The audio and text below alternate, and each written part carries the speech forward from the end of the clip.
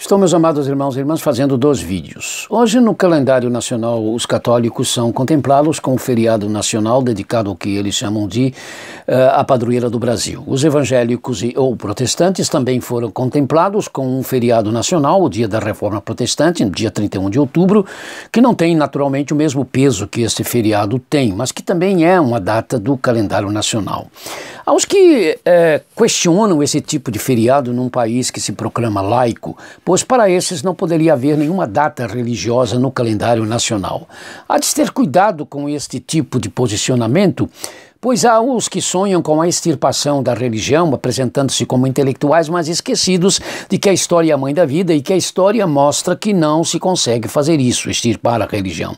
E o exemplo mais evidente dos tempos contemporâneos é a Albânia, que no auge do comunismo declarou-se constitucionalmente um país ateu, sob o lema "Não precisamos de Deus", que foi o único país do mundo a fazer isto até hoje.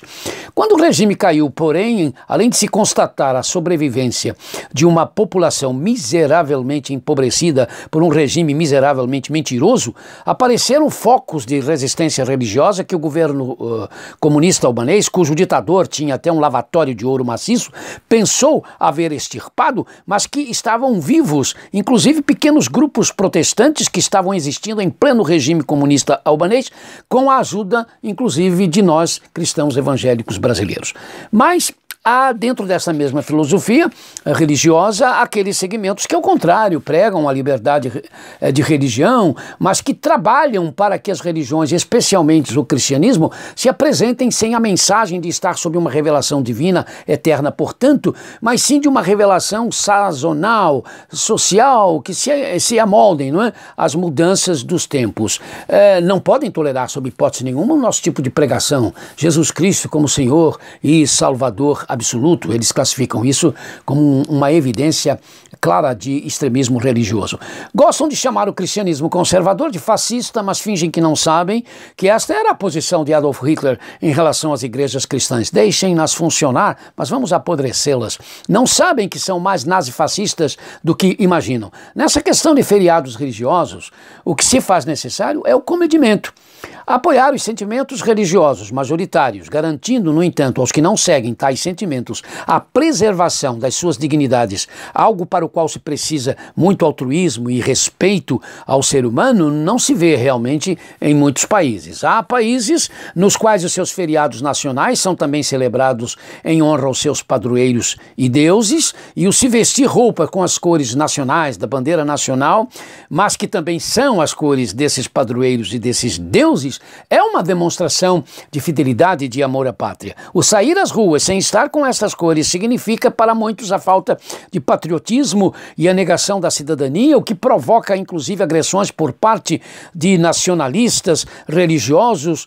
Há aqueles que, por questões de consciência, entendem que não devem usar tais cores nesses dias, não por serem as cores nacionais, mas por serem as cores de entidades religiosas com as quais discordam, com as quais não podem concordar. Também esse é o caso, por exemplo, do Ramadã nos países islâmicos, que é um jejum nacional, do qual não se pode participar, dependendo do país, quem não é muçulmano, mas que quando não se participa, então se revela que a pessoa não é muçulmana, tal pessoa às vezes está sujeita a ser morta por grupos radicais. Olha, religiosidade, nacionalidade, direitos civis quase sempre se tornam em zonas de conflitos. É preciso sensibilidade honesta, dignidade diplomática e mentes despojadas de maldade para que o direito de crer seja defendido, preservado, dignificado, sem se impor ao mesmo tempo que as religiões não possam discordar entre si, ou que todos nós temos de aceitar aquilo que de repente passou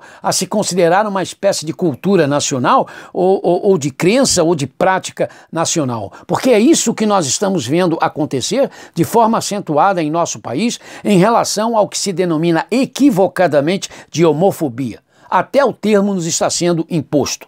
Se por um lado absolutamente nada, muito menos biblicamente falando, se justifica humilhar, maltratar e espezinhar quem assume ser homossexual, afinal foi por eles que Jesus Cristo morreu na cruz do Calvário, como foi por mim que Jesus Cristo morreu crucificado, nós cristãos conservadores, no entanto, não estamos aceitando, não podemos aceitar essa lei da mordaça, uma espécie de ditadura gay, nos proibindo de dizer, olha, isso não está certo, não está em conformidade pela nossa maneira de entender as Escrituras, cujo direito de interpretação nós temos, nós estamos entendendo que isso não é algo natural, que isso não está agradando a Deus, e dizer que isso então é incitação ao ódio e que por isso não podemos manifestar as nossas opiniões.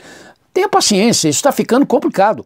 Pessoas que se dizem evangélicas, que defendem agressões a gays aos cultos de matizes africanas, achando até legal milicianos destruírem centros de umbanda, candomblé, coisas do gênero, são qualquer coisa. Essas pessoas são qualquer coisa menos evangélicos.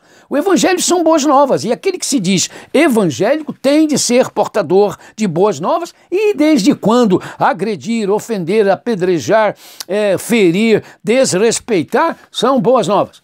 Mas, ao mesmo tempo, não significa que os que discordam da maneira de ser do homossexual, dos ensinos dessas ou daquelas religiões, não têm o direito de expressar com mansidão e temor, conforme ensinam as nossas Escrituras Sagradas, a razão da esperança que há em nós. 1 de Pedro 3,15. Bem, já que esse feriado, no dia 12 de outubro, é um feriado religioso, mas também um feriado civil, o Dia das Crianças, vamos curti-lo desta forma, respeitando, no entanto, honestamente, o direito dos amigos católicos romanos de crerem da forma que creem. Sim, discordamos deles da forma como vem Maria, a doce Maria, para nós sempre a bendita entre as mulheres, Lucas 1,42, verdade? É claro, mais bendita entre as mulheres do que Jael, a mulher de Éber, o queneu, que um anjo de Deus também chamou de bendita entre as mulheres, em Juízes 5,24, mas que nós entendemos era a bendita entre as mulheres de Israel, e não a bendita entre todas as mulheres da história, como a então Virgem de Nazaré foi e é, mas sem ser para nós,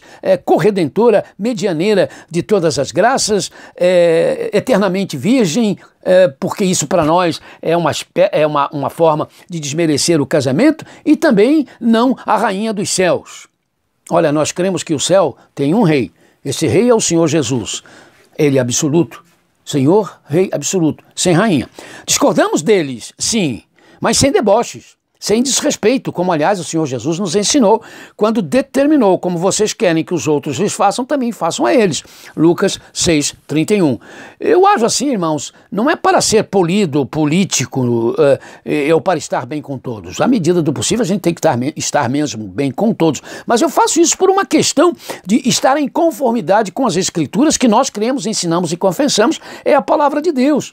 Lembram-se do que Deus disse a Jonas sobre a cidade de Nínive, uma cidade violenta, injusta, imoral e idólatra? Eles não sabem distinguir, disse o Senhor, a mão direita da esquerda. Não terei compaixão deles, Jonas 4,11. Não, eu não estou comparando os católicos aos ninivitas. Eu estou dizendo que se em relação a uma gente como os ninivitas Deus disse o que disse, quem somos nós para dizer acerca de quem quer que seja algo diferente? Não tentem me impedir pregar Jesus Cristo como Senhor e Salvador absoluto. Isso pode ser chamado de exclusivismo excessivo, de radicalismo, mas eu vou pregar isso com a ajuda do Espírito Santo até morrer, mas jamais pregarei ou ensinarei que se maltrate ou que se ofenda ou que se persiga quem desta afirmação discordar. Sobre o respeitar os que creem diferente, eu sempre fui assim, porque eu aprendi isso com meu pastor, o pastor Elson Duarte Cardoso, quando eu tinha 8 anos de idade, há 62 anos, portanto, nunca gostei das piadas que se faziam no seminário acerca dos que batizam por aspersão, e muito menos da posição que só estão batizados no Brasil os que são batizados por um pastor da Convenção Batista Brasileira.